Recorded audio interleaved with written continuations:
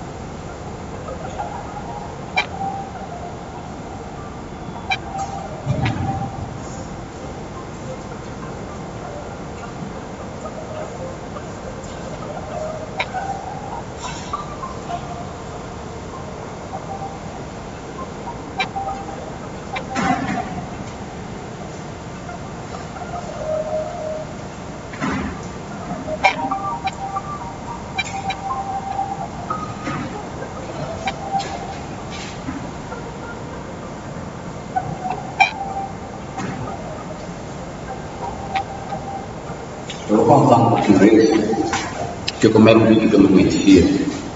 Ah não, tá. Deixa eu ver se eu começo a mostrar.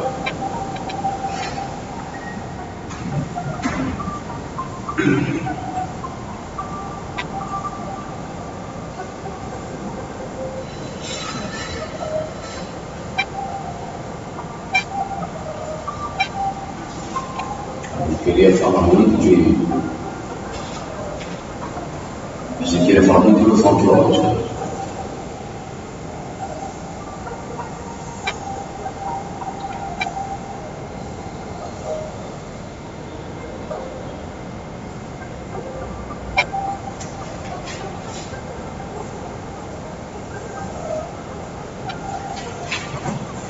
Vou parar aqui enquanto a gente ainda não está entediante. Nisso daí que é muito psicologia, não interessa tanto pra gente. Vamos ver uma outra coisinha. No site eu vou botar os vídeos realmente que interessam um pouquinho mais pra gente. É porque eu não queria deixar vocês sem nenhuma base teórica de Gestalt até eu poder ter os vídeos que eu realmente quero mostrar. Então, ó, vamos ver de novo isso aqui.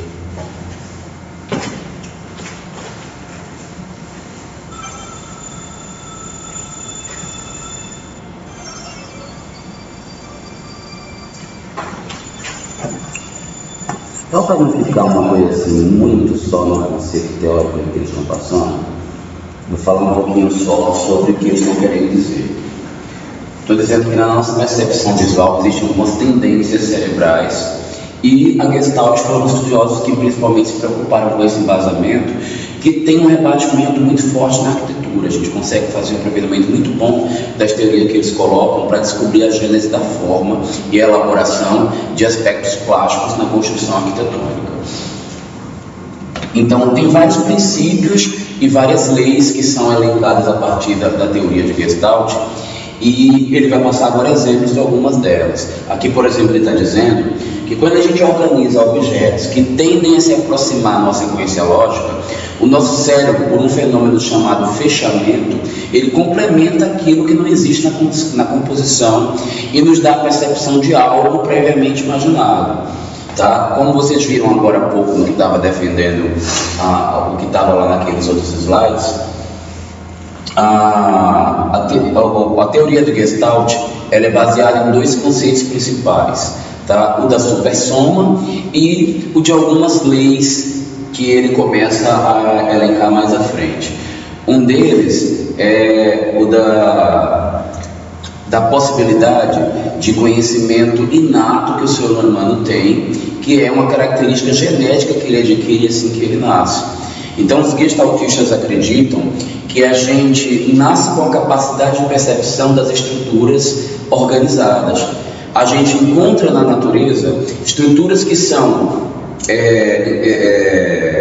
deficientes, estão incompletas, e a gente passa a vida inteira procurando essa completude dessas estruturas. Então, quando a gente vê uma coisa, por exemplo, que está assim, nossa tendência é estruturar e apresentar na memória uma lembrança de algo como isso aqui. Se você vê elementos organizados dessa maneira, quando você vai explicar para alguém o que você registrou na memória, você vai registrar esse movimento dessa ligação aqui, e não esses pontinhos. Aqui, por exemplo, nesse outro desenho que vai aparecer para vocês. O que vocês estão vendo aí? Falem para mim. Gente, vamos fazer um combinado. Tudo que eu perguntar para vocês, uma das outras prerrogativas da Gestalt é que existe um momento em que a gente está fazendo uma avaliação de algo que é exposto à nossa visão, e que ela é simplesmente um reflexo da nossa percepção. Só que o que a gente avalia, o que a gente julga como bonito, como feio, como equilibrado, como agradável ou não depende somente da nossa percepção, depende dos nossos valores morais, da nossa cultura, das nossas experiências anteriores. Só que para que aconteça a influência desses valores morais, que é a coisa que a gente não está estudando nesse momento agora, a gente precisa de um tempo para que essas ideias venham à tona na nossa mente. Então, o que vale no primeiro momento é aquilo que a gente percebe logo de cara, que é o que nos interessa nesse momento quando está estudando Gestalt. O que vocês estão vendo aqui? Simplifica o máximo possível. O que vocês leem aqui? Quadrados. Tem quadrados desenhados aí? Não tem. Então, vocês estão percebendo que a gente, enquanto arquiteto, vai começar a ver muitas utilidades práticas para esses conceitos que vêm da Gestalt. Nós conseguimos, a partir de técnicas, produzir sensações nas pessoas ou fazer com que elas enxerguem coisas que muitas vezes nem estão naquele lugar que a gente está propondo. Então, muitas vezes uma coisa que está faltando pode ser compensada a partir de uma técnica. Aqui, por exemplo, não existe um quadrado desenhado, mas a pessoa, por um fenômeno de fechamento, que é uma capacidade inata que nós temos, ela identifica nesse local aqui quadrados. Vamos ver mais exemplos.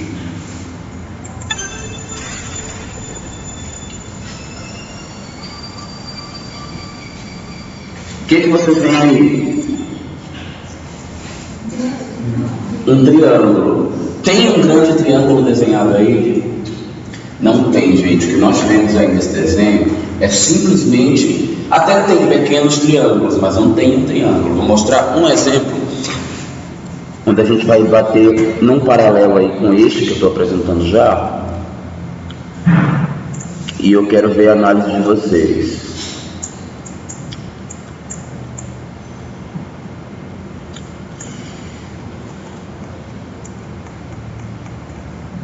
O que vocês estão vendo aqui? Um triângulo. Nesse sim, não tem nenhum triângulo desenhado na imagem, né? E a gente está vendo ele. Daqui a pouco a gente vai entender por que eu estou mostrando isso e fazendo vocês perceberem essas besteiradas. O que vocês estão vendo? E não tem um quadrado aí, né? Ninguém desenha um quadrado. Tem uma outra experiência, que essa aqui é super comum da Gestalt. Olha só.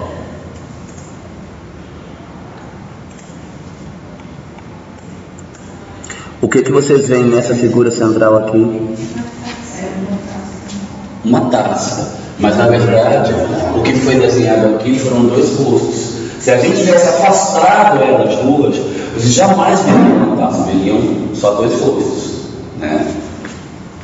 Então, devagarzinho está percebendo que a maneira como você organiza os objetos muda a percepção. Então, um mesmo objeto ele não tem o mesmo significado em qualquer contexto. Qualquer contexto diferente a que ele for submetido, ele vai passar ao ser humano uma interpretação diferente. Vamos evoluindo. Deixa eu ver se tem mais alguma coisa útil aqui pra gente. Então, quando a gente vê alguns agrupamentos, nosso cérebro vai nos forçar a entender não isoladamente, na maioria das vezes, o que são os significados desses objetos. A gente vai ver uma sequência. Aí, nesse exemplo que a gente está percebendo, o que o nosso cérebro vai guardar não é esses vários círculos, mas o agrupamento desses vários círculos. Você acha que esses ensinamentos melhores? E aí vocês vão ver que a gente tem a possibilidade de ver o positivo ou o negativo das composições, né? Depende muito de como a gente estabelece. Um dos princípios que a gente vai ver na Gestalt é a questão do fundo figura, onde um elemento se destaca em relação ao outro, porque a gente identifica diferenças notáveis entre esses dois elementos, que vão definir quem é quem numa composição. Então você pode em alguns momentos perceber aí, por exemplo, um trompetista ou uma moça.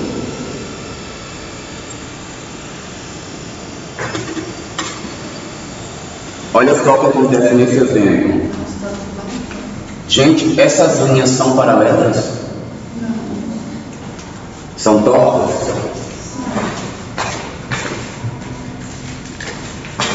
Vamos finalmente dar uma utilidade para a régua paralela aqui na minha sala? Já que na transcritora é proibida. Gente, essas linhas estão absolutamente paralelas umas às outras. O espaçamento é exatamente igual. Sabe o que aconteceu? A partir de uma técnica de deslocamento de contrastes, a gente ocasionou a sensação nas pessoas de que as linhas eram inclinadas. E não estava rolando isso aqui no desenho. A gente está provocando essa sensação nas pessoas. Está rolando movimento. Oi? Pode acontecer isso também. Tem um outro exemplo mais à frente que tem justamente um movimento. Deixa eu ver se tem mais algo legal. Esse aqui não é muito legal. Olha lá. O que vocês estão vendo? Um tigre. Mas o tigre não foi completamente desenhado aí, né? O nosso cérebro, por uma capacidade inata de estruturar as formas que estão incompletas, buscando uma completude, ele completou a ideia de um tigre para a gente, porque a gente já esperava, a partir dessa composição, que se chegasse a um tigre, que é o mesmo que está acontecendo aí com essa girafa, né? A girafa não está na sua totalidade desenhada aí, apesar de a gente saber e perceber que há um esforço e uma intenção.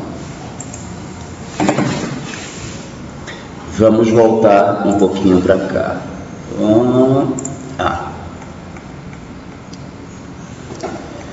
Gente, qual é a linha que é maior, a ou a B?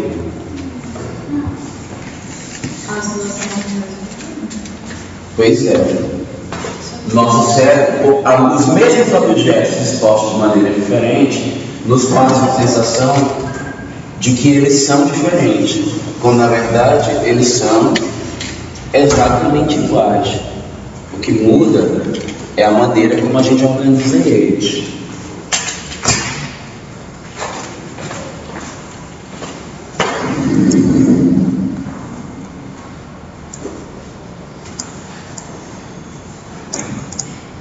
Então, gente, eu queria só ter dado sensibilizada em vocês antes de começar a falar do assunto aspectos plásticos.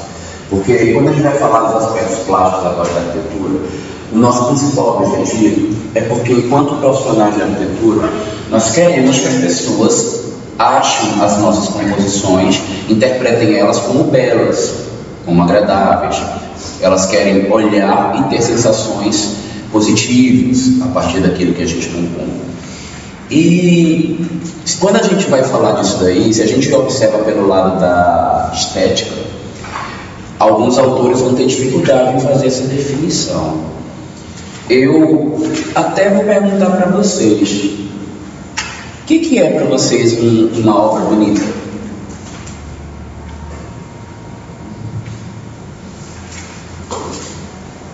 O que é no conceito de vocês algo que é bonito? Como o arquiteto faz algo ficar bonito? Ninguém diz nada. Acho que isso é particular de cada um. Particular de cada um. Vamos lá, vou aproveitar a entrevista. Não vou deixar perder nada. Eu acho que isso é uma coisa que agrada aos olhos. Às vezes uma coisa que agrada a um não agrada ao outro. Então, eu acho que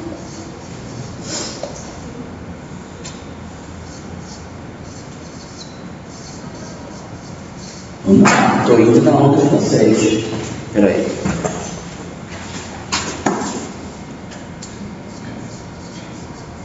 Quero estimular vocês a verem caligrafia cursiva não. Porque nos meus trabalhos vai ser proibido usar caligrafia que não seja de arquiteto.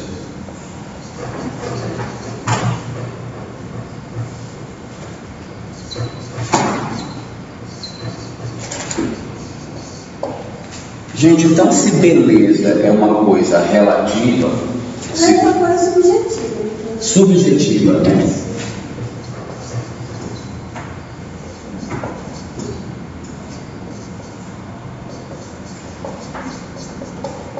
Então nós arquitetos não nem perder tempo tentando fazer nada ser bonito, né? Melhor deixar a coisa sair do lixo, porque tentar fazer ficar bonito, o que é bonito para mim não é bonito para você, então por que eu vou tentar fazer uma coisa ficar bonita? Tá bom assim? Acho que não dá pra gente perder esse compromisso, né? Deixa eu provocar vocês com outras coisinhas. O que vocês acham da palavra gosto? É uma boa referência para a gente desenvolver projetos e chegar em resultados em arquitetura? É a partir do gosto que a gente desenvolve a beleza?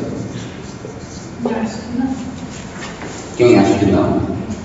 Por que você acha que não? Porque se a gente tem tantas técnicas, não é pelo gosto só. Opa, pode ser que esteja uma saída aí. Técnica. O que é técnica? Ferramentas que a gente utiliza para Gente, técnica é a maneira de se fazer alguma coisa. Quando você quer executar algo, para tudo existe uma maneira correta de fazer. E quando você conhece essa maneira correta, você quer dizer que você conhece a técnica de executar aquilo. Para tudo na vida, gente, existe uma técnica. E realmente existem coisas que têm resultados objetivos e coisas que têm resultados subjetivos. Estética, quando a gente fala especificamente essa palavra, a gente está falando de filosofia. Porque estética é um senso de apreciação crítica em cima de algum valor moral. Estética não é um atributo das artes, ele é um atributo dos filósofos. Eu me choquei quando eu fiquei sabendo disso a primeira vez, quando eu estava estudando arquitetura, que meu professor falou que estética não era uma coisa das artes nem da criação artística e não tinha nada a ver com criatividade. Estética é, na verdade, uma apreciação externa daquilo que é produzido por quem faz a arte. Só que nós não somos estetas, nós somos o cara que faz a arte. Lógico, a gente não faz arte, a gente faz arquitetura, né? Mas a gente viu lá, quando eu comecei a falar de arquitetura, que existe dentro da arquitetura uma parte que a gente tem que fazer, dentre várias outras que estão ali dentro, que uma delas é a arte também. E se a gente não domina isso, a gente não pode ser considerado, no todo da palavra, um bom arquiteto.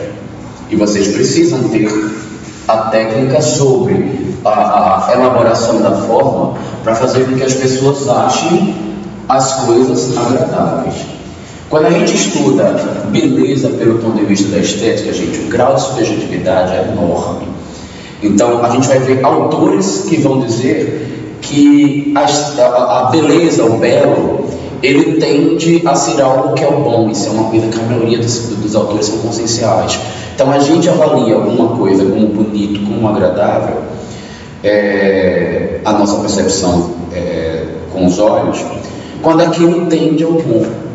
Quer ver um exemplo assim que na prática foi se incorporando muito pela percepção que as pessoas têm desse valor moral? Antigamente, década de 70, década de 80, qual que era o principal parâmetro de avaliação da Miss Brasil? Miss Brasil, ela precisava ter formato de olho, rosto, boca, nariz, cabelo, curvas, especialmente a busanfa, né? Para a mulher brasileira, para ser bonita, tinha que ter um bundão naquele período. Hoje, já chegando mais no período contemporâneo, com a moda do silicone, a Miss Brasil, ela também tem que ter bundona, peitão, né? Mas sempre magrinha, sempre da silhueta definidinha. Mas com o tempo foi se incorporando um conceito a mais que até então não se tinha na avaliação e no julgamento da Miss Brasil. Vocês conseguem saber qual que é a novidade dos últimos concursos Miss Brasil? Vou falar até da Miss Universo. As perguntas. Você sabe por quê? Por conta da avaliação da inteligência da mulher que vai ser Miss Brasil. Gente, as coisas que me parecem não ser boas, ou não fazerem parte de um conceito moral, ou de uma análise crítica que entrem no conceito do bom, elas têm tendência natural a não ser belas. Por exemplo, uma mulher pode ser considerada feia ou não ser vista como tão bonita pelas pessoas porque ela é burra. Não acontece isso? E acontece até pior. Uma mulher muito bonita, ela pode ser pré-julgada pelas pessoas como boa sem você nem saber quem ela é. A gente não tem esse preconceito. Tem homem que fala: nossa, tão bonita, nem quero chegar perto dela, deve ser mal burra, né? Nem quero conhecer essa garota. Acontece, porque a gente não tem como retirar da nossa análise, do nosso julgamento de valor, de beleza e de estética, não tem como a gente eliminar do todo da composição os nossos preconceitos, a nossa cultura, nossa experiência de vida. Quando a gente coloca gosto em questão, a gente vai começar a medir o que a gente gosta e o que a gente não gosta. Aí eu queria saber de vocês, já que tem uma relação com gostar ou não, as coisas que estão atribuídas à beleza, o que vocês acham do arquiteto que tem um bom gosto, que ele vai ser elencado, ele vai ser selecionado para fazer um projeto por conta do bom gosto? O que vocês pensam sobre isso? Que ele é imparcial é uma boa maneira. O gosto é imparcial?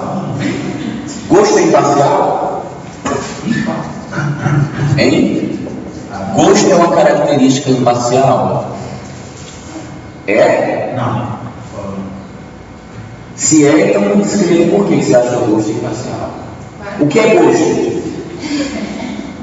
É que a gente está na linha da teoria do juízo do gosto, né? Que é feito para uma, às vezes é feito para outra. Mas eu acho que um bom arquiteto, ele é imparcial, ele consegue dar o gosto dele, que é o seu partido, e o gosto do indígena. Moço, quando você fala gosto dele, você está sendo completamente parcial. Imparcial é uma coisa que ela faz parte de um consenso geral e não existe um meio seu. Você está buscando um objetivo maior que tem uma abrangência global. Essa questão da abrangência global é impossível, mas eu quero voltar ainda na questão do gosto e vou acrescentar, vamos analisar bom gosto. O que você acha de bom gosto, já que ninguém quer se colocar? Então agora chamar vocês para falar. Acho assim, se ele tem bom gosto, ele vai atrair mais, agradar mais olhares, como ela disse, ele vai agradar mais pessoas. Então, segundo você, se um profissional de arquitetura tiver bom gosto, ele vai conseguir resolver essas questões aqui melhor, né? Isso. Eu vou voltar para o que é gosto, que ninguém quis responder a pergunta. Tá? Gosto, gente. Se a gente olha lá no dicionário, e onde é que eu botei isso?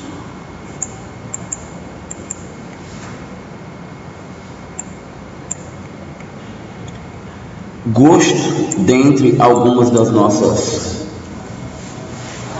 capacidades, ela é uma capacidade que o ser humano tem de perceber o sabor das coisas a partir da experimentação de algo. Ou seja, o que eu coloco na minha boca e percebo é diferente do que você percebe. E aquilo que você gosta é diferente daquilo que eu gosto. E vocês mesmos aqui já começaram a descrever para mim. Professor, eu vi que até no alimento, a pessoa mesmo provando de primeira vez, ela não sabe se ela gosta ou não. Tem que provar várias vezes para saber se gosta ou não. Depende. Não. Você não pode forçar de uma comida de cozinheiro, mas forçar a mesma comida de outro cozinheiro. Também, olha só como o gosto é complexo, é variado e é completamente parcial, não tem nada de imparcial no gosto. Olha, já que é desse jeito, como é que eu vou definir o que é bom do que é simplesmente gosto particular? O que é bom gosto? Como eu já disse, são coisas particulares, cada um. Então, já que é particular, eu não posso dizer que é bom, né? Porque o bom para mim não é bom para você. Então essa história de dizer que tem bom gosto, ela é mito. Vocês não concordam? Quem é o referencial do bom gosto? Quando é que você diz que uma coisa é mau gosto e outra é bom gosto? Gente, mau gosto e bom gosto é totalmente referencial cultural. Gosto é uma coisa que tem a ver, gosto quando eu estou falando de estética, tá? Agora vamos sair do gosto do paladar e vamos falar de estética. Quando a gente fala que uma coisa que participa do gosto, quer dizer que segundo o meu valor moral, segundo a minha experiência pessoal, ela é mais agradável do que uma outra coisa. Mas o que é uma determinada cultura pode não ser na outra. Vou dar o mesmo exemplo que eu dei para a turma da noite para vocês. Não vou falar de estética, vou falar de gosto, de bom gosto e mau gosto, do ponto de vista do comportamento. Tá? Contar a minha experiência pessoal, por exemplo, com comida da minha família. Era de muito bom gosto quando se visita na minha família, numa festa, que você, ao experimentar a refeição, por exemplo, quando você vai na casa da minha tia, que você pega um prato de comida, encha ao máximo que você puder e faça de preferência uma montanha, tá? Porque ela quer entender que está tão bonita a comida dela que você ficou com vontade de comer bastante. De preferência você deve repetir várias vezes, não precisa fazer montanha todas as vezes. Mas se você repetir, quer dizer que você está elogiando a comida dela. E outra, se ela for gostosa de verdade, quando terminar o último grãozinho, você vai pegar a colher e raspar o fundo do prato. Porque é muito gostosa a comida dela. E quando você... E ela, por ser educada com você, vai servir refrigerante também. E é de bom gosto que ela pegue um copo grande, o maior possível, e encha até a boca. E na hora que ela encher até a boquinha assim para derramar, ela vai jogar em você e vai dizer assim, dá uma chupadinha. E aí você vai ficar lá com seu copo cheio e satisfeito. Gente, na minha família, isto é ser educado, isso é ter bom gosto, é comer bastante e fartamente para ficar de bucho cheio e barrigudo. Isso é o agradável para minha família. Só que aí eu saí de Recife e vim morar em Brasília. Eu descobri uma outra coisa, eu fui para a festa. Primeira festa que eu fui de gente rica na minha vida. Aí eu cheguei aqui em Brasília e fui lá no meio dos ricos comer, né? Quando eu cheguei lá no meio da festa, aí, primeira coisa que eu ia percebendo, ia chegando os pratos ali com as comidas, né? E o pessoal era tão legal comigo, ninguém comia o último salgadinho, sempre era meu. Eu falei, olha como eles são bonzinhos, sempre deixo o último para mim, eu nunca fico sem. A parte mais gostosa é o último, que é o mais desejado, e ninguém pegava. Eu dizia que estranho, pois na minha família, todo mundo ia correndo para pegar aquele último, que era o mais gostoso, era pegar o outro, porque não tinha mais nenhum. E aqui ninguém pega. Eu falei, olha que legal, o povo aqui é muito bonzinho. Mas aí eles iam servir o prato para mim, era um prato deste tamanho para eu botar comida. Eu dizia, meu Deus, como o povo passa fome aqui. Aí tinha algumas situações que eu mesmo ia me servindo, mas eu me servindo, né, naquela velocidade botando as colheres, eu olhava para o lado, o povo pegava aquele prato que já era pequenininho, botava um tiquinho no canto e ia para a mesa. Eu dizia, meu Deus, é mesmo, o povo passa fome demais aqui. Não é possível, tem algo estranho nessa festa. E aí, na hora que o garçom chegava aqui a servir o copo para mim, era um copo deste tamanho. Eu falei, que horror, passa sede também. E aí eu dizia, pode servir, moça. Aí quando ele servia, ainda servia metade do copo. Eu dizia, meu Deus, que falta de vontade de viver desse povo. Na minha cabeça, que mau gosto, que péssimo isso. E olha, eu fui comer uma coxinha. Aí eu peguei e mordi minha coxinha. Quando eu abri a coxinha, aquele negócio amarelo. Eu credo, a coxinha está estragada, está podre. Aí eu cheirava, que horror, que cheiro horroroso, cheiro azedo. Aí eu fui lá no garçom, moço, olha, está estragado.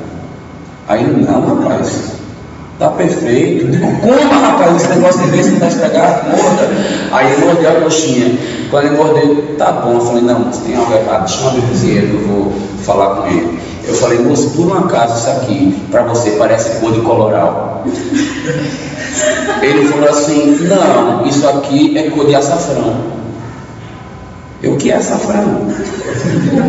Essa coisa amarela que faz a comida ficar bonita e saborosa. Eu digo, essa porcaria que fica parecendo que a coxinha está estragada. Vocês viram que é um parâmetro completamente de referencial? Gosto. As culturas mudam. O gosto de quem é criança é diferente de quem está adulto e quase velhinho, as referências mudam. Aí existem várias referências.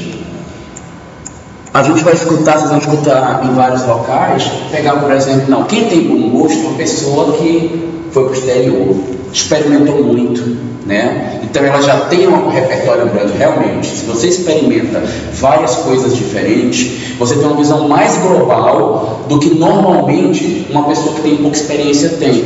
Mas essa pessoa experimentou qual universo? Sobre qual cultura? E qual é a ótica dela enquanto ser também que tem uma cultura sobre as outras culturas? Será que ela pode ser um referencial? Será que existe então o tal do bom gosto? E se o bom gosto existe, será que é a partir de bom gosto que o arquiteto projeta e trabalha? Bom é o dele, então os outros é ruim, e o que ele pensa que é ruim não é bom? Então é questão de evolução? Mas qual é o referencial dessa evolução? É o da cultura africana, nas tribos, onde eles estão vivendo na oca, e o natural é gostoso? Ou é o americano, tudo industrializado vindo da fábrica?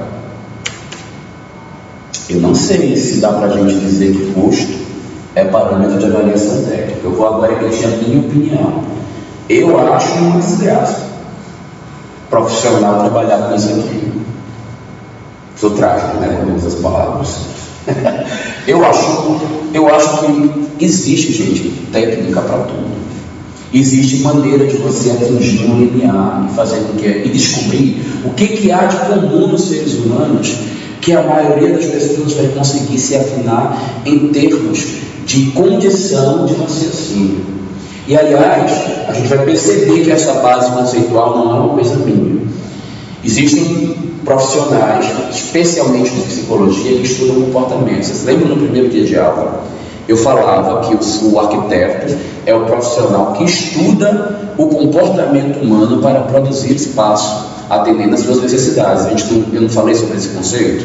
Era um conceito meu, vocês tinham até outros. E outros arquitetos ou outros profissionais vão ter outros conceitos.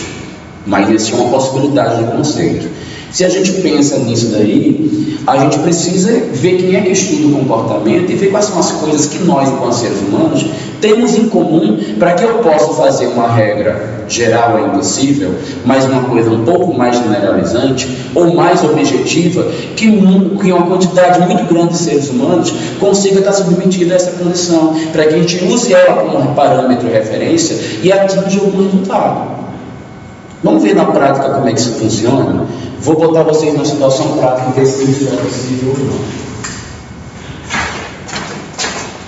Vou pedir um pouco da atenção de vocês. Durante 1 minuto nós vamos fazer observação de imagem, tá? Pode piscar o olho. Vou pedir a vocês só para não balançar o pescoço para o lado, para não observar outras coisas. E a gente vai analisar a reação da percepção de vocês, enquanto seres humanos, quando expostos a uma determinada situação.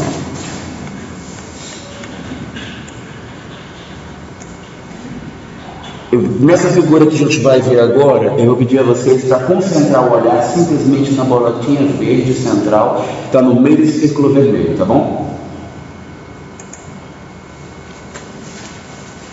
Tempo. Concentra o olhar de vocês.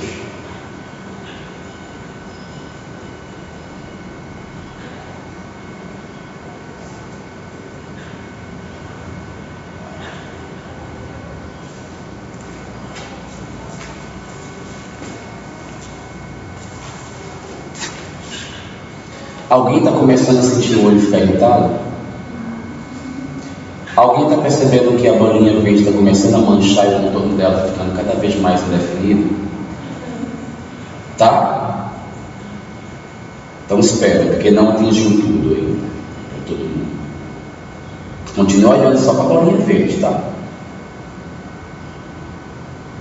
Não tira o olhar da bolinha verde, custa o que custar agora. Continua olhando para ele.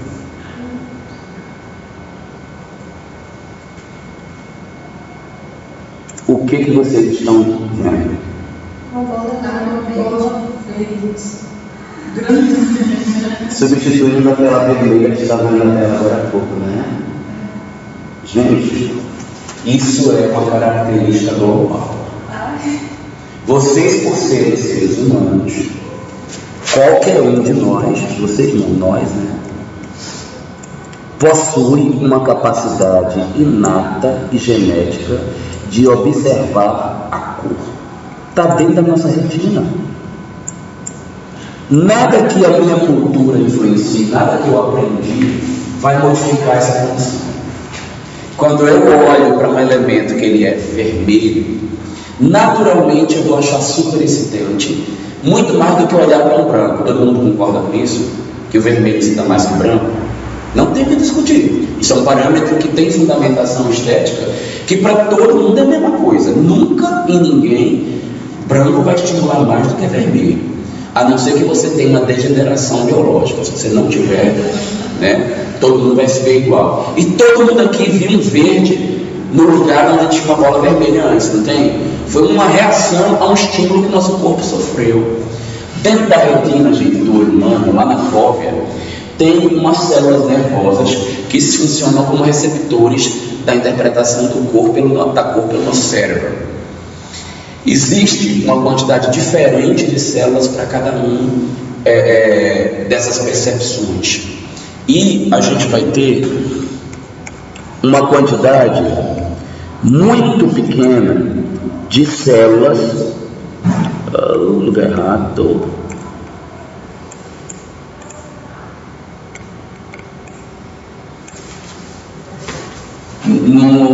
Na nossa retina tem uma quantidade muito pequena de células que captam a ideia do vermelho. Por isso, quando a gente está exposto ao vermelho, a gente vai ter tendência natural a ficar excitado, porque a gente pega poucas células para processar muita informação. Sabe o que é que o nosso cérebro faz para defender a nossa visão? Ele sobrepõe àquela cor que está aparecendo para a gente alguma coisa que anule aquele estímulo para a gente poder descansar um pouco. Sabe o que ele faz? Ele pega no lugar do vermelho e coloca uma cor contrária a ele, que é o verde, porque vermelho com verde se anula e o nosso cérebro vai dar uma descansada. Gente, isso é para qualquer ser humano do planeta. Só que o seguinte, uns um pouquinho mais, como por exemplo, ela já estava irritada nos primeiros 20 segundos, outros um pouquinho menos, porque ela aguentou o tempo todinho sem sentir nada, sem sentir nenhum incômodo. Por quê? A quantidade de células que tem na minha retina não é igual ao que tem no dela, que não é igual ao que tem no dela, e elas entre si também não é igual. Porém, existem algumas previsões que a gente sabe que tem uma mediana mais ou menos similar. Por exemplo, as mulheres têm uma quantidade de células nervosas que percebem a cor muito maior do que o homem. O homem tem uma quantidade menor, mas as células que percebem o claro e o escuro, que é aquela que dão ao homem a capacidade de percepção de espaço, profundidade, de volume, isso o homem tem mais desenvolvido. Quando uma mulher passa num ambiente onde uma parede inteira é rosa, ela olha e ela passa e ela faz o seguinte raciocínio: ah, essa parede é rosa pink, é rosa choque, é rosa... rosa bebê, é rosa qualquer outra coisa. Porque a capacidade de distinção de cores na mulher, ela é mais desenvolvida. Passou um homem nesse mesmo ambiente e alguém vai lhe perguntar: você notou a parede? Ela falou: uai, era rosa? Sabia nem que tinha nenhuma parede colorida. Porque realmente pra gente é uma coisa meio desenvolvida. Mas a noção de percepção dos grandes espaços já é uma coisa mais característica do homem, ele percebe melhor. A mulher já tem um foco visado em detalhes pequenos. Um espaço projetado onde tem muitos detalhes pequenos, isso sobrecarrega a percepção do homem, ele se incomoda. Já os detalhes pequenos para a mulher é onde ela se esmera, né? Onde ela para e observa, ela gosta daquilo lá. Isso inclusive explica algumas coisas do nosso comportamento. Quando vocês vão para a festa e botam aquele brinquinho que você comprou lindo, daquela pedrinha vermelhinha, aquele detalhe delicado, diferenciado, que para você é o grande barato, você faz: hoje eu fiquei bonita, vou arrumar um namorado. Só que você esquece que o idiota dos homens, eles não têm capacidade para ver aquela pedrinha daquele tamanhozinho, não. Aquele brinco que você está botando é para fazer inveja nas suas amigas, porque elas têm capacidade para ver isso. Se você quiser chamar a atenção de um homem, pelo amor de Deus, bota um brinco que caia do rosto e venha até os peitos. Porque se você não coloca uma proporção perceptível para o homem, você não está chamando a atenção dele, você está chamando a atenção das suas amigas. Se for essa a intenção, beleza, né? Não tem problema nenhum. Mas se a intenção é provocar o homem, vá por outro caminho, porque a capacidade perceptiva dele, ou seja, a distinção neurológica que ele tem de alguns estímulos sensoriais, não é a mesma da mulher. Sabia que isso explica até porque que o homem tem preferência por determinadas coisas no corpo da mulher? O homem brasileiro não gosta de bunda, né? Não tem isso? Por que o homem brasileiro gosta de bunda e o americano gosta do peito?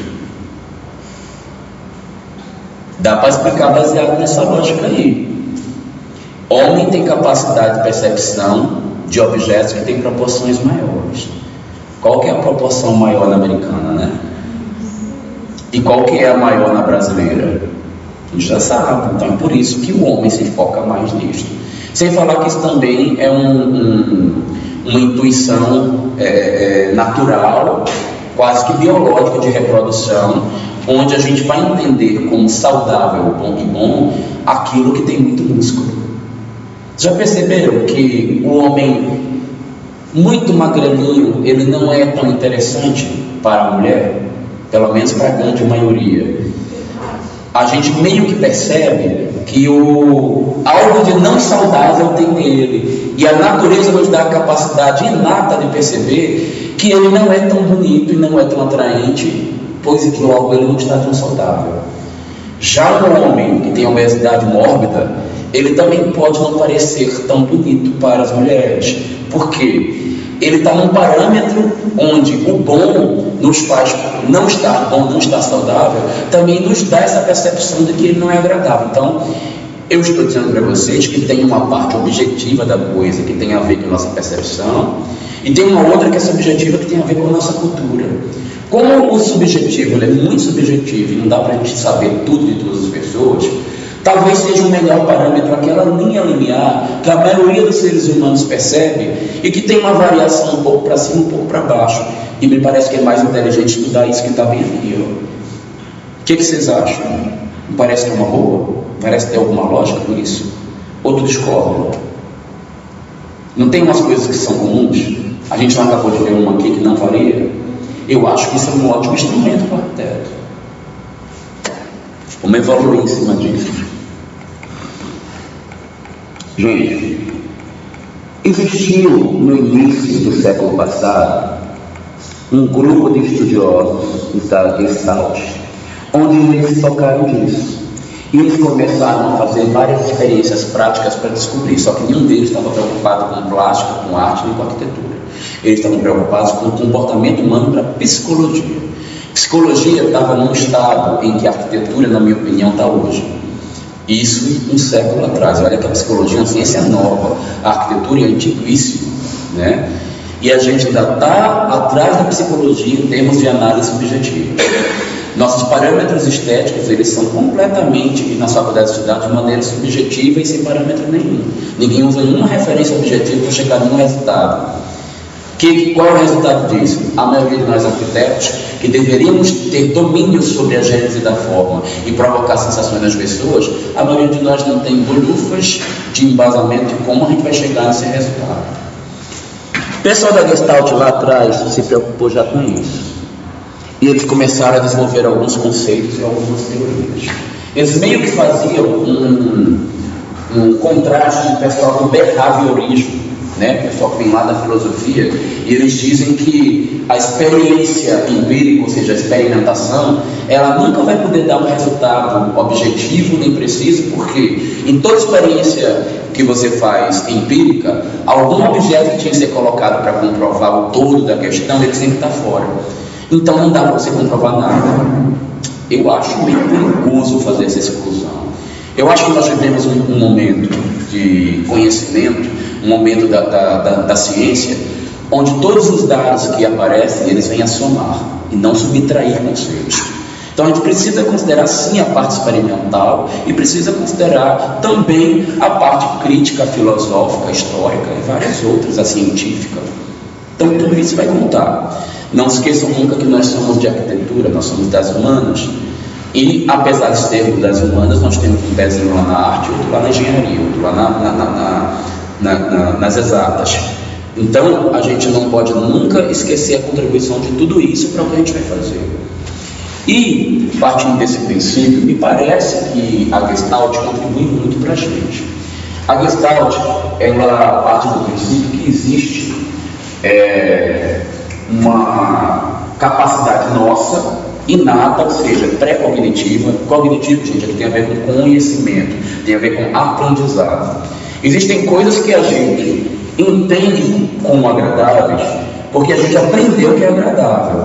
Por exemplo, quando eu era criança, tinha coisas que eu aprendi que não era agradável. Me ensinaram, foi cultural. Minha mãe dizia que eu não podia nem chegar perto de cor-de-rosa, porque cor-de-rosa era coisa de menina. E aí eu fui aprendendo mais ainda. Quando eu cheguei na adolescência, eu descobri mais coisas sobre cor-de-rosa. Era quase pecaminoso ter cor-de-rosa perto de um homem. Por quê? Cor-de-rosa não era só cor de menina, não, era cor de viadinho. Então eu falei, meu Deus, cruz credo, não pode usar cor-de-rosa. Cor-de-rosa sai de perto de mim. Sabe o que é que isso resultou hoje na minha cultura como arquiteto? Eu sou um profissional que tenho medo de usar cor-de-rosa nos projetos. Não é medo não, eu tenho preconceito. Eu resisto muito no uso do cor-de-rosa. Mesmo quando eu vou fazer um quarto de uma menina super delicada que adora rosa, eu faço de tudo para convencer ela de que ela não coloque rosa no quarto dela. Então eu não vou negar que existe contribuição da cultura, né? Já minha irmã não podia de jeito nenhum chegar perto de preto nem de azul. Minha mãe ensinou que azul é coisa de menino e preto não é coisa de mulher decente. Não podia. Então criança não podia estar envolvida com preto. Ela tinha que esperar uma idadezinha para usar roupa preta, né? E assim se deu. Durante toda a infância da minha irmã, ela só tinha vestidinhos cor de rosa e vermelho, porque era o correto para a mulher que ela aprendeu. E eu jamais, por escrever, chegar perto de cor de rosa, né? Que era pecaminoso. Mas a gente tem também a capacidade nada de perceber certas coisas, que eu não estou falando só de estética. A criança, quando ela nasce, ela chora. Quem é que ensinou ela a chorar? Mas a criança, de alguma maneira, ela tem um intuito cerebral, uma intuição de que ela deve chorar, porque se ela não chorar, gente, ela não vai colocar o pulmão dela em funcionamento e ela vai morrer asfixiada. Ela precisa desobstruir os canais do aparelho respiratório dela. E ela sabe sugar. Ninguém ensinou ela a ir no peito mamar. Ninguém ensina isso. Então não é só isso que a gente sabe quando nasce. Provavelmente tem outras coisas que a gente já aprende que é equilibrado e fica buscando. E os gestaltistas acreditam sim que existe várias coisas que a gente observa e já tem de pré-intuitivo, de pré-cognitivo, essa percepção de que aquilo é agradável ou não, por uma capacidade genética humana. Não são só os gestaltistas não, tá? A gente vai ver, por exemplo, estudiosos da psicologia analítica, Jung, que é o pai da psicologia analítica, ele defende isso também, que existem certas percepções que a gente tem, que vem do nosso subconsciente, que a gente herdou dos nossos pais, se não dos pais dos avós ou de bisavós, se não até dos homens lá da antiguidade clássica, lá dos homens mais primitivos, que a gente conserva até hoje. E isso vai nos ajudar, inclusive, no quesito sobrevivência. Por que o bebê já sabe que ele tem que chorar e que tem que mamar? Senão ele vai morrer. Tem outras coisas que a gente também sabe por uma questão de sobrevivência, como, por exemplo, por que o vermelho a gente tem muito cuidado com ele se excita rápido? Na natureza, muitas coisas que são vermelhas, elas são perigosas ou venenosas ou são agressivas, né? Então a gente tem esses instintos naturais que nos ajudam em alguns momentos. Instinto não é a palavra mais correta, né? Porque instinto é uma coisa que vem do animal. Mas se a gente pensar que nós somos animais racionais, a gente pode considerar algo pelo menos próximo do instinto como explicação para algumas coisas do nosso comportamento, né? A gente tem tendência natural a realizar diversas coisas no nosso dia a dia por conta das capacidades biológicas e neurológicas que a gente tem, que ao ser exposto a algum determinado estímulo, a gente tem uma reação. E isso é muito objetivo, isso dá para ser colocado em conta. Todo mundo está entendendo isto? Quando a gente considera que existe uma tal configuração geral que a gente considera como estruturada, e a gente identifica coisas que não são estruturadas, a gente fica buscando por informações para saber o que é esse todo. E um dos conceitos que vai aparecer também na Gestalt é o conceito da supersoma. Supersoma, por exemplo, diz que A somado a B não é AB. A somado a B vai resultar num produto chamado C, que é uma outra coisa diferente de A e B. Quando a gente analisa as partes e vai juntando elas, ela não é somente um produto do somatório do que elas significam individualmente. Ela realiza um todo que pode ser muito mais do que aquelas partes eram individualmente. Então, conseguir entender isso está complicado. Está dando para entender? Vou dar um exemplo mais prático, tá? A gente identifica que em determinados contextos, certos objetos precisam ter linguagens para a gente interpretar que elas fazem parte de um todo. Quando a gente não vê essas informações, a gente tem tendência natural a segregá-las. A gente entende que ela não está adequada e talvez a gente chegue à concepção de que ela não é bonita, porque naquele contexto ela não é bonita. É fácil para vocês, em poucos segundos, utilizar um conceito justificado, fundamentado, para determinar qual destas canetas é mais bonita? Consegue alguém rápido dar uma resposta inteligente para determinar isso? Demorou, né? Só de você ficar o tempo todo pensando já não deu. Não, mas a primeira eu acho mais bonita. Por quê? Não sei, eu acho atenção. Ela é mais elegante. Você percebeu a minha pergunta? Um conceito embasado e inteligente que justifique por que é mais bonito, de maneira clara. Eu acho ela mais elegante. Mas você demorou para pensar e responder. Não. Eu achei.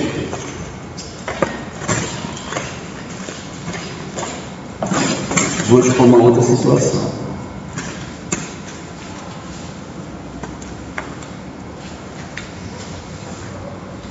Nesse contexto aqui, dessa composição, qual lhes parece ser o elemento que soa como menos agradável? 1, 2, 3 ou 4? 4, 3. Como é que é? 1, 2, 3, 4. 4, 3. Por quê? Porque ele é muito preto? Caramba! Olha, tem exceções, né? Bom, vou alertar vocês para o que a maioria das pessoas vai descobrir, porque a turma também é pequena, a gente vai ver exceções destoando, né? Na turma da noite, quando eu apresentei isso daqui, uma pessoa discordou dos demais, mas todos os demais da turma falaram que estes elementos aqui, eles fazem parte de um conjunto mais equilibrado. Este aqui tem características diferentes, então ele parece ser um elemento estranho, mas desagradável. Muitas pessoas vão identificar isto. Por quê? A quantidade de elementos, ou de semelhanças, ou de linguagem que existem neste de cá, que se equivalem, portanto geram um todo mais estruturado e mais coerente, é maior entre eles do que entre esse elemento que está diferenciado. Tá? Isso é uma lógica que a maioria de nós percebe nas composições, e é um instrumento que o arquiteto deve perceber quando propor alguma composição. Só que eu não estou dizendo que você tem que pegar tudo que é parecido e juntar, não.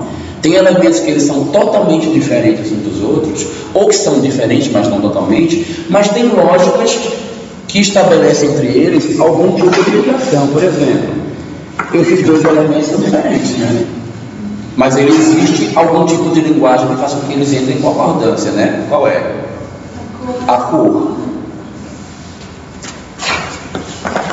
Esses dois elementos também são diferentes, mas eles também têm alguma coisa que liga eles, né?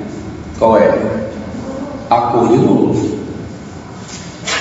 Então, o que a gente vai buscar, na verdade, é uma lógica que normalmente é baseada numa percepção inata. Isso daí é um dos princípios, né? Tá? A gente está só começando a falar neles. Vou dar outro exemplo para ficar mais claro. Fala esse nome, minha vida, para eu já ir acostumando. Tamires, que eu ainda hoje não consegui. O teu ainda estou aprendendo mesmo, que é só esse mês que eu estou vendo. Nicolas e Tamires. Posso usar vocês dois como exemplo? Porque vocês são bem diferentes um do outro. Então vai ser legal para poder dar o exemplo. Olha só o rostinho da Tamires. Uma mulher, tira o óculos Tamires de Oliveira, isso é muito bonita. Aí eu vou poder lhe apresentar, ela faz até uma sensual. Nossa, me de tudo agora. E aí, a Tamires tem uma proporção pequena, um nariz bem fininho, delicadinho, com a boquinha pequena, um queixinho bem delicadinho, e tem o cabelo comprido, né? Tudo isso é uma coisa que a gente espera nas proporções de corpo de uma mulher. Só que se a gente olha agora, por exemplo, no rosto do Nicolas, ele tem um nariz grande, com uma sobrancelha mais grossa, que provavelmente, se a gente fosse observar ele com o nariz mais delicadinho, talvez as mulheres não achassem tão bonito. Porque uma mulher espera no rosto de um homem que ele tenha proporções masculinas com partes do corpo maiores, concorda? Não seria entendido como bonito. Então, provavelmente, se o Lucas tivesse a sobrancelha fininha como a da Nicolas tivesse a sobrancelha fininha, eu também sou Arthur várias vezes, eu até gosto. Direto lá. Então, se o Nicolas tivesse a sobrancelha fininha como a da Tamires e tivesse uma nariz delicadinha como a da Tamires, eu acho que a maioria das mulheres não ia gostar. Mas a quantidade de mulheres que gostam do formato do nariz dele talvez seja maior, porque é um nariz que identifica nele uma expressão masculina. Agora vamos inverter, vamos pegar a mulherão do Nicolas e colocar na Tamires. E vamos ver o que isso é. Uma mulher desequilibrada, né? Do ponto de vista visual, feia, né, Tamires? Seria. Não seria agradável. Agora vamos pegar uma coisa muito agradável na Tamires e colocar no Nicolas. O cabelo da Tamires no Nicolas. Você queria? Ficou linda, né? Não ia rolar, né? Gente, eu acho que nem o homem que é careca, que queria muito ter cabelo, não queria ter o cabelo da Tamires, por mais bonito que seja, porque dentro de um determinado contexto de composição, existem elementos que obedecem a uma determinada lógica e a gente tem essa capacidade inata de perceber, quando eles não têm linguagem semelhante, ou não estabelecem uma lógica onde o todo dialoga com as partes. E se eu pegar uma parte nova e colocar aí, o todo vira outra coisa, porque um nariz que era bonito no rosto do Nicolas é feio no seu rosto. Então, gente, eu já estava falando disso antes mesmo de falar de plástico, vocês lembram? Da aula que eu falava do ordinário que ligava para me perguntando o que eu fazia com o vaso da casa dele. E eu sei lá como é que a casa dele é, tem tantos elementos que eu preciso entender, a linguagem, a configuração do todo do espaço antes de colocar aquele vaso lá, mesmo ainda que eu considere o vaso relevante para a composição do todo, que eu não sei se eu vou considerar tão relevante, eu preciso conhecer o todo. Em termos de plástica, não muda, o raciocínio é muito semelhante, a gente vai analisar o todo para poder fazer a ligação das partes ao fazer inserção ou modificação delas. Deixa eu ver se eu consigo mostrar outra coisa aqui mais interessante. Mas não é só isso. A gente acabou de perceber também que de acordo com a maneira que a gente vê os objetos, aqui por exemplo, eu botei já o rosto para vocês, né? Se eu afastasse, nunca que eu ia ver uma taça. Mas tem gente, inclusive, que vai ver de acordo com a maneira que você distribui, uma coisa diferente da outra. O que vocês veem nessa foto que está aqui no meio? Eu tinha visto velho, agora também. Então, a gente pode proporcionar às pessoas diferentes possibilidades de visão de uma mesma coisa também, de acordo com como você organiza. Tem gente que está vendo uma moça de costas olhando para trás, o ouvido dela, o nariz dela, o queixo dela, um colar bem aqui, ó. Como alguns de vocês está vendo uma velha, o olho dela, o nariz dela, a boca da velha, o queixo da velha. Ó, o olho da velha. Ó, o olho da velha, o nariz da velha, a boca dela, o queixo da velha. Ah, nossa, cara. Você viu agora? Isso aí é uma possibilidade que a gente tem na manga. A gente vai ver agora há pouco a questão das linhas, né? Então, a Descartes vai estabelecer de alguns princípios que vão meio que determinar como que a gente busca essa estruturação nas coisas que nós recebemos. Eles dizem, por exemplo, que a gente tem tendência a organizar as coisas que estão próximas. Quando a gente afasta mais alguém ou aproxima mais alguém, a gente pode fazer com que alguma coisa seja entendida de maneira diferente. E os objetos tendem a se agrupar. Mesmo que eles estejam também longe, quando eles são semelhantes, eles parecem fazer parte de um grupo. Por exemplo, aqui ó, eu estou pegando objetos que têm cores semelhantes, mas elas estão longe, e esse triângulo que está longe aqui do quadrado, ele se agrupou porque ele tem a mesma informação que a cor. O mesmo aconteceu ó, com esse círculo que está longe lá do quadrado. Ele está agrupado e se reuniu, se reestruturou, porque ele tem uma informação em comum que é a cor. Não deveria fazer parte do mesmo grupo pela distância, né? Mas eu estou dizendo que um dos fenômenos de estruturação é a proximidade. Alguns outros são a semelhança, e a gente consegue fazer isso. Outra coisa que a gente começa a entender é a questão da segregação fundo-figura. Quando a gente vê alguém que tem uma característica diferente um do outro, a gente tende a identificar esse objeto como um, o outro como o outro, entendendo que alguém é fundo e alguém é figura e alguém é a imagem principal. Dependendo como você troca, por exemplo, se eu coloco uma figura amarelo claro no fundo branco, eu posso olhar e não perceber nada. Mas se eu começo a escurecer e pintar de vermelho, eu começo a definir melhor. Se alguma coisa nova apareceu como vermelho, ele vai participar não do fundo, está lá longe de mim, mas ele faz parte da figura que está na frente, porque o fundo atrás está todo branco. Então ele vai vir para frente da figura e ele vira um outro elemento que não é o que está atrás. E a gente faz isso o tempo inteiro para evidenciar objetos que a gente quer chamar a atenção na nossa composição e estimular melhor a percepção das pessoas. E talvez fazer com que ela ache algo mais agradável, porque perceber melhor alguma coisa pode ser mais agradável do que não entender o que está acontecendo naquela composição. E a gente vai entender a questão também da unidade a partir da Gestalt, que é a gente fazer justamente a interação do todo com as partes, estabelecer linguagens que façam com que algo faça parte de um contexto, não porque ele é igual, totalmente igual ao outro, mas porque ele tenha na sua linguagem, na sua configuração, alguma coisa de comum com o outro que faça com que o todo dialogue entre as partes. E a gente vai ter também tendência natural a fechar formas que não estão fechadas. Lembram das imagens que eu mostrei onde não tinha um triângulo e vocês viam um triângulo? E a gente vê também um tigre no local que não tinha um tigre. Mas o nosso cérebro tende a fechar aquilo que está incompleto. Nós nascemos com a capacidade nata de procurar a estruturação e a estabilização das imagens.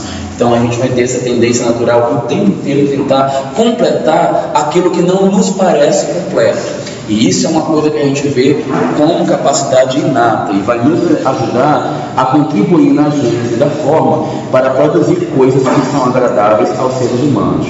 Mas uma coisa que eu quero que fique claro para vocês: isso aí é uma questão também que depende muito do tempo. Uma vez que a gente está exposto a uma determinada percepção visual, a gente vai analisar aquilo no primeiro momento pela ótica da percepção. Mas com o passar do tempo, a gente vai começar a incluir nossas outras diferenças, que são nossa cultura, nossos preconceitos, nosso aprendizado, nossas experiências anteriores, e modifica tudo que a gente percebeu. Eu não estou dizendo que não existe essa percepção da cultura que muda. Só que como ela é subjetiva, ela tem uma importância secundária na ótica que a gente está estudando aqui, que é de atingir resultados. Eu quero que vocês, enquanto arquitetos, produzam espaços que possam vir a ser agradáveis para as pessoas a partir de alguma técnica, a partir de algum método objetivo de raciocínio, tá? Então a gente vai pensar naquilo que é observado no primeiro momento da percepção. Tudo que é secundário, a gente vai estar estudando isso num quesito à parte. Eu botei isso aqui para vocês. Os conceitos, inclusive, estabelecer relações de movimento. No simples olhar, alguma coisa que poderia ser estática pode ser percebida como movimentada. Talvez a gente consiga provocar na pessoa alegria, que a alegria pode ser contrária de uma coisa parada. Quando a gente põe, vocês estão vendo essas figuras girarem ou balançarem ou tremer? Concentre o olhar no centro aqui dessa composição, que talvez vocês comecem a ver isso tremendo. Eu não olho para isso, que eu tenho, além de fotofobia, eu tenho um problema nos olhos. Se eu olho para isso, para mim é uma irritação extrema, é muito pesado. E aqui, se você concentra, se você passa o olhar daqui para lá, você vai começar a ver essas pétalas dando uma girada. Ela começa a fazer um movimento comum, isso daí, que é simplesmente uma reação ao estímulo visual que você está tendo. Gente, isso não é variável, isso nossos olhos que dão. Quer dizer, o grau de variabilidade disso daí é muito pequeno, perto do que é uma variação cultural ou uma variação ideológica e filosófica, que em cada lugar vai ser entendido de uma maneira diferente. Baseado nisso tudo que a gente estava discutindo agora, a gente pode, por exemplo, chegar à conclusão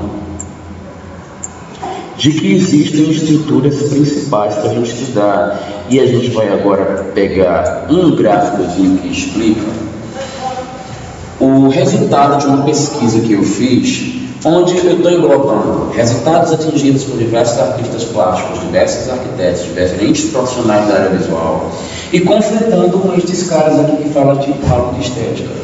A maioria deles, quando fala de alguma coisa relacionada com beleza, até com o conceito do bom, né, que eu estava falando agora há pouco, que uma coisa tende a ser bela quando ela nem parece boa, o pessoal da filosofia, que é da estética, não está preocupado em produzir nada, porque eles não são arquitetos, não são artistas. Eles estão preocupados em fazer uma crítica e chegar a algum julgamento, algum parâmetros de julgamento de valor, mas a maioria deles não consegue nem definir algo muito concreto. Nós não somos filósofos, somos arquitetos. Nós precisamos na vida real produzir uma matéria física, que é um resultado que vai virar algo, e alguém vai precisar usar aquilo. Portanto, a gente quer chegar num resultado. E a gente percebe que os resultados que esses caras usam como exemplo, mesmo quando falam só de filosofia, eles se referem a algumas coisas físicas que podem ter utilização no nosso trabalho. E os artistas e arquitetos que são tidos como grandes exemplos e que apresentam coisas que para muitas pessoas é interpretada como bonito, como agradável, como referência de beleza, eles também fazem recorrências. Essas recorrências, elas servem como uma referência para que a gente produza resultados visuais que tendam a agradar a percepção humana e a visualização das coisas como bonitas e belas. Estão entendendo onde eu estou querendo chegar? Nesse gráfico aqui, eu estou, sobre a ótica dessa pesquisa, se defende o seguinte: aqui no centro é um quesito central, que é o tema central do quesito plástico, tá? Eu não vou falar então mais de estética, vou falar plástico, que é um pouco diferente de estética, tá? E esse principal quesito, a maioria dos autores defende que existe alguma coisa que é principal e que deve ser atingido quando a gente quer que alguma coisa se torne bela. Quando eles não chamam isso de harmonia, a maioria chama de harmonia, mas tem alguns, como o pessoal da Gestalt, que vai chamar de unidade. E o que é isso? Interação do todo com as partes. Isso, chegar nisso daqui, gente, é o estado maior, é o estado máximo de concepção visual. Ou seja, é quando a gente atingiu o status de uma obra-prima. Só que para você chegar nisso daqui, você não chega de qualquer maneira. Normalmente você passa por uma série de outras qualidades plásticas que no fundo, elas vão contribuir para que isso aqui sejam atingidas. Ou elas individualmente ou em conjunto vão significar essa tal dessa harmonia ou unidade também. E sob a ótica dessa pesquisa, encontrou-se dados que remetem a esses principais conceitos aqui: agradabilidade, pregnância, equilíbrio, simbolismo, clareza. E elas são objetivos que qualquer profissional da área visual quer atingir. Mas como ele chega nesses objetivos? Se utilizando de ferramentas ou de recursos visuais. Ferramentas de composição plástica, na ótica dessa pesquisa, é a utilização de qualquer um desses conceitos que a gente está vendo aqui, no extremo. Então eu estou preconizando aqui que quando a gente quer atingir o todo de uma obra-prima, chegar numa qualidade visual máxima, normalmente a gente está buscando atingir a agradabilidade, pregnância, equilíbrio, algo simbólico ou a clareza. Mas, para conseguir atingir uma dessas qualidades, a gente usa um recurso visual. Ou a gente usa de proporção, continuidade, originalidade, complexidade, ritmo, simplicidade. Isso aqui na minha pesquisa eu estou mudando agora para iconização. Iconização, semelhança, proximidade, fechamento, tensão, contraste. Peso.